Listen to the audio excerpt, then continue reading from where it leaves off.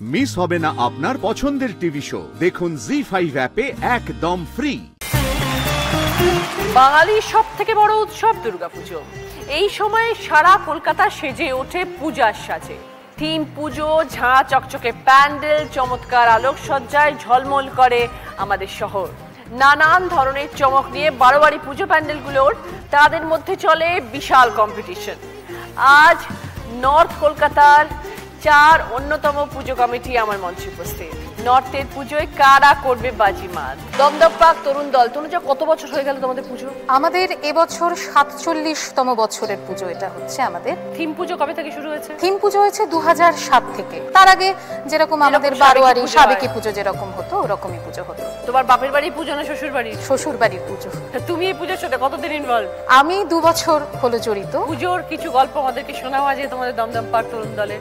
Dumdum park তরুণ দলের একটা বৈশিষ্ট্য যে ইতিহাসের পাতায় আমরা যা পড়ে এসেছি বা যা পড়ছি সেগুলোকে একদম পুজো মণ্ডপে তুলে ধরা। গেল বছরে যেমন আমাদের বিষয় ছিল আমাদের নেতাজি সুভাষচন্দ্র বোস এবং তার ঝাঁসির রানী সেই সেনাবাহিনীকে নিয়ে।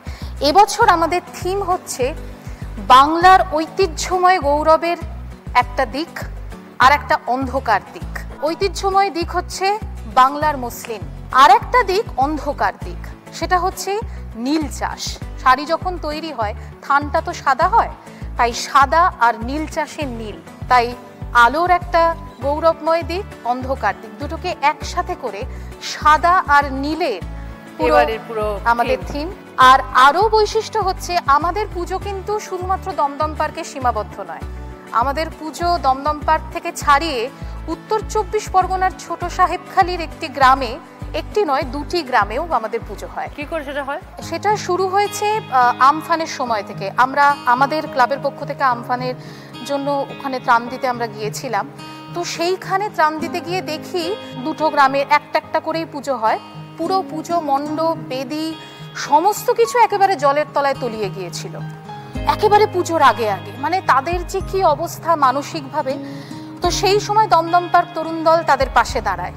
সেই বছর থেকে পুজোর আগে ছোট থেকে মানে 8 থেকে 80 প্রত্যেকের পুজোর জামা কাপড় দেওয়া থেকে শুরু করে পুজোর যাবতীয় দায়িত্ব, এমনকি 4 দিনের খাওয়া দাওয়া, নবমীর বিশেষ খাওয়া দাওয়া, সবকিছু ওই 2020 থেকে 2024 এখনো দমদম তরুণ দলের পুজো ওখানেও হয় 2টো গ্রামে। বাহ, খুব ভালো, খুব ভালো। নবনীতা চন্দ, ভগবতী পার্ক দুর্গাপুজো অধিবাসী বৃন্দ, তরুণ দলের ঠিক পাশে, একদম পাশে, আমরা প্রতিবেশী। আমরা এখনো পাশেই আছি। কোন পুজোটা বেস্ট? আমার কাছে তো আমার পুজোই বেস্ট। তোমাদের কত বছর হয়ে গেল? সবথেকে বড় যে ব্যাপার, এটা আমাদের 75 বছর পুজো আজকে এই বছর আমরা করছি। এবং এটা মানে আমার কাছে তো এটা বিশাল পাওনা। কারণ যখন আমি ছোট ছিলাম, মানে বিয়ের আগে। তোমার বাপের বাড়ির পুজো? না, এটা আমার শ্বশুর বাড়ির পুজো। আচ্ছা। 17 বছর হয়ে গেছে বিয়ে হয়েছে, আর 12 বছর হয়ে গেছে পুজোর সাথে আছি। তো যখন আমি ছোট ছিলাম তখন আমি স্বপ্ন দেখতাম যে আমার পরিবারে একটা দুর্গাপুজো হচ্ছে, আমি সেখানে কাজকর্ম করছি, মানুষজন আসছে, তাদের সেবা করছি, এরকম একটা স্বপ্ন দেখতাম। সেই স্বপ্নটা আমার বাস্তবায়িত হয়েছে কিন্তু পাড়ার পুজোতে এসে। কারণ পাড়াটা ঠিক পাড়া নয়, এটা একটা আমাদের বর্ধিত ফ্যামিলি, যেখানে আমরা প্রত্যেকটা লোক নিজের মনের অন্তঃকরণ থেকে এসে নিজেরা যেচে কাজ করি। বাজেট আমাদের খুব বিশাল হাইফাই সেটা নয় সত্যি, কিন্তু আমাদের আছে আবেগ। এই আবেগ থেকে আমরা যে পুজোটা করি সেটা সনাতনী পুরনো ধাঁচে। আমাদের প্রত্যেকবার মণ্ডপে একটা চমক থাকেই, যেমন এবছর আমাদের বিষ্ণুপুরের টেরাকোটা মন্দির হবে।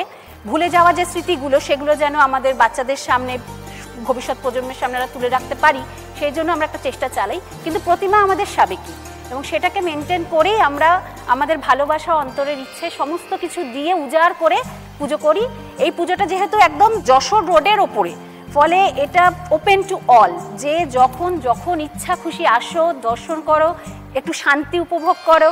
সারাটা বছরই আমাদের বিভিন্ন রকমের প্রোগ্রাম থাকে, কিন্তু পুজোতে এবছর আমাদের অনেকগুলো ভালো প্রোগ্রাম আছে। আমরা ডে ওয়াইজ প্রোগ্রামগুলোকে সাজিয়েছি। যেমন আমরা এমনি আমাদের উদ্বোধন হচ্ছে পঞ্চমীর দিন, কিন্তু আমরা ষষ্ঠীর দিন থেকে শুরু করছি। ষষ্ঠীর দিন আমাদের থাকছে হচ্ছে বৃক্ষরোপণ, তারপরের দিন সপ্তমী। সপ্তমীর দিন আমরা আমাদের পাড়ার যত 75 বছর বয়স হয়েছে কাকু কাকিমা, জেঠু জেঠিমা, তাদের প্রত্যেককে দেব সম্বর্ধনা। অষ্টমীর দিন আছে আমাদের 130 জন অনাথ বাচ্চা তাদেরকে আমরা তুলে দেব তাদের হাতে তাদের প্রয়োজনীয় জামা কাপড়, বই খাতা, এবং অবশ্যই তারা আমাদের সাথে একসাথে খাওয়া দাওয়া করবে। এবার কিছু পাড়াতে দেখবে কিছু পিছিয়ে পড়া লোকজন থাকেন, তো আমরা তাদের পাশেও সবসময় থাকি, তাদের একটা কর্মসংস্থান এবং মেডিক্লেমের ব্যবস্থা। এবার আমাদের খুঁটি পুজোর দিনকে আমরা সেই মেডিক্লেমের ব্যবস্থাটাও করেছি। এটা মানে সত্যি ঈশ্বরের একটা আশীর্বাদ আমাদের ভগবতী পার্কে, কারণ ভগবতী মা ভগবতীর পুজো, আর সেইখানে এই ধরনের কোনো কর্মসূচি থাকবে না এটা তো আমরা ভাবতেই পারি না। সুশ্রভা, আহিরিটোলা সার্বজনীনের কথা শুনি একটু। এবারে আমাদের পুজো 85তম বর্ষ পূরণ করছে। দিদি, আমি আসছি উত্তর কলকাতার সবচেয়ে প্রাচীন স্থান থেকে, আহিরিটোলা। অসংখ্য ঐতিহাসিক ঘটনার সাক্ষী হয়ে আছে আমাদের আহিরিটোলা। যেমন জব চার্নক, উনি প্রথম নিজের ফেরি নিয়ে আহিরিটোলা ঘাটেই প্রথম তিনি এসেছিলেন। এছাড়া পাশাপাশি শ্রী শ্রী রামকৃষ্ণ পরমহংসদেব, তিনি রানী রাসমণির সঙ্গে তার বজ্রা করে আমাদের আহিরিটোলা ঘাটে আসতেন এবং তার ভক্তদেরকে নিয়ে উনি দক্ষিণেশ্বরে যেতেন।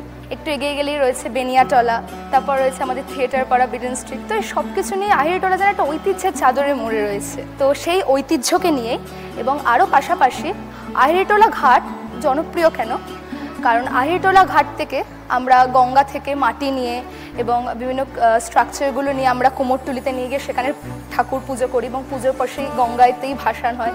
এছাড়া আহিরিটোলা ফেরিঘাট থেকে মানুষ ফেরি ধরে তার নিজের সারাদিনের কাজ করার জন্য কর্মস্থলে গিয়ে আবার আহিরিটোলা ফেরিঘাটেই ফিরে আসে। এছাড়া আমাদের আহিরিটোলা রয়েছে নিমতলা ঘাট, যেখানে মানুষের জীবনের শেষকৃত্য হয়। তো এই যে কর্মচক্র, এই যে জীবনচক্র আহিরিটোলাতেই শুরু হচ্ছে, আহিরিটোলা থেকেই শেষ হচ্ছে, এই যে ঐতিহ্য, এই সমস্ত কিছু নিয়ে আমাদের এবারের থিম আহিরিটোলা খেয়াল সেতুর বৈতরণী। সেটা মানে কিভাবে দেখাচ্ছ, কিভাবে হচ্ছে এটা? আহিরিটোলা ঘাটে যখন ঠাকুর ভাসান যায়, তো সেখানে ওই যে একটা জ্যাম হয়, তার সামনে যে আনন্দ করতে করতে মানুষ যে ভাসান দেয়, সেই জিনিসটাকে আমরা তুলে ধরেছি।